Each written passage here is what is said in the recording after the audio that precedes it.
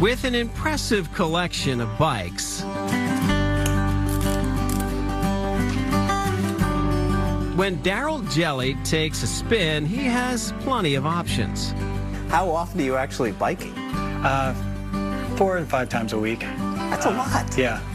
Yeah, ready. Let's do it. Let's rock. He let me tag along in Londonderry to hear a cycling story filled with heartbreak and inspiration. We're going to go up by the apple orchards. Being outside is Darryl's thing ever since he grew up an active kid in Bedford. I used to race when I was like 13 years old skiing, and I learned at Pat's Peak. Later in life, he followed a career into marketing and eventually met his wife, Christine. It was amazing. I mean, I met my wife on a blind date, and 6 weeks later asked her to marry me, and 6 months later we were married. My wife was healthy. She didn't drink, she didn't smoke, exercised, and awesome mom to my 2 girls.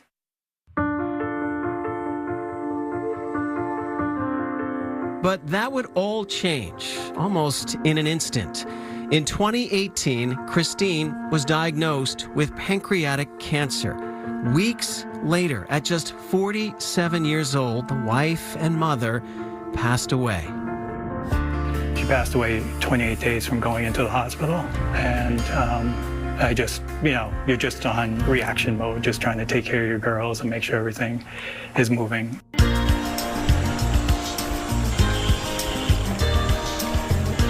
Darryl Jelley was heartbroken, but inspired to help others.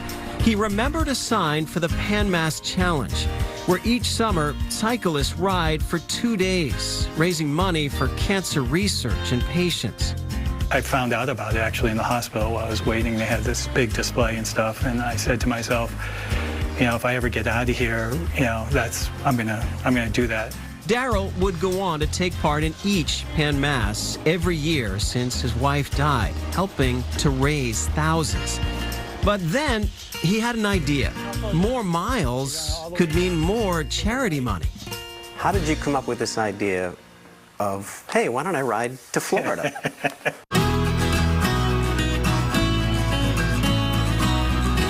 He called it My Solo Ride for Pancreatic Cancer.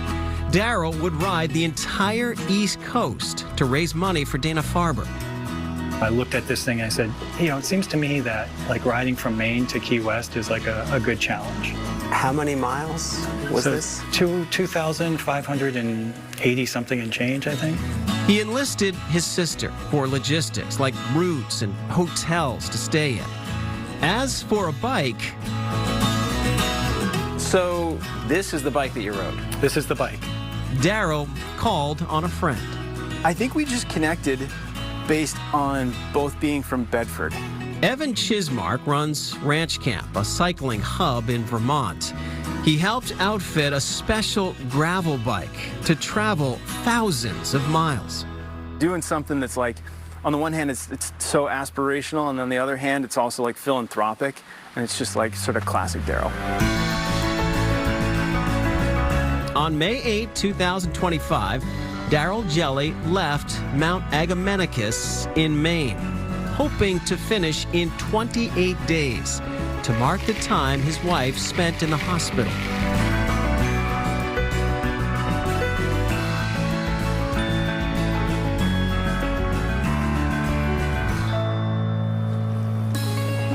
Darryl rode about 80 miles a day with 60 pounds of gear strapped to his bike and a GPS pointing the way. I spoke with him in Virginia, about the halfway point. I think Google Maps is my biggest issue. It keeps rerouting me around things or, having me go through cemeteries. I saw snakes, turtles, alligators. Literally every time I heard a dog bark, I would just start pedaling harder. I wouldn't even try to look back. Amazingly, Darryl never got a flat tire through 13 states. But weather was an issue.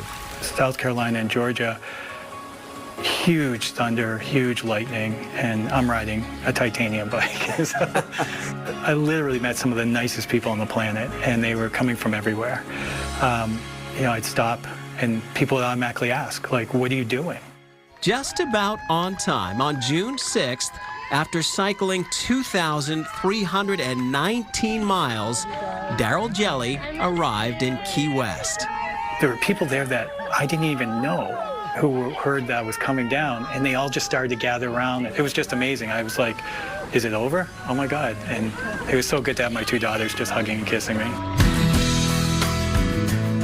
After all that riding, Darryl only took a short break. I gave myself a week. 1 week. Then I got back on it. What do you think's next for Darryl? Do you think this is kind of a one and done? I knew that this was a stepping stone. I knew that this was just priming the pump for something much bigger. His fundraising journey just inspired him to do more, in memory of his late wife, in hopes it will make a difference. Something's in the works, and I'm, you know, it's not to outdo it. It's just to try to make a difference in people's lives, and that's the most important thing to me.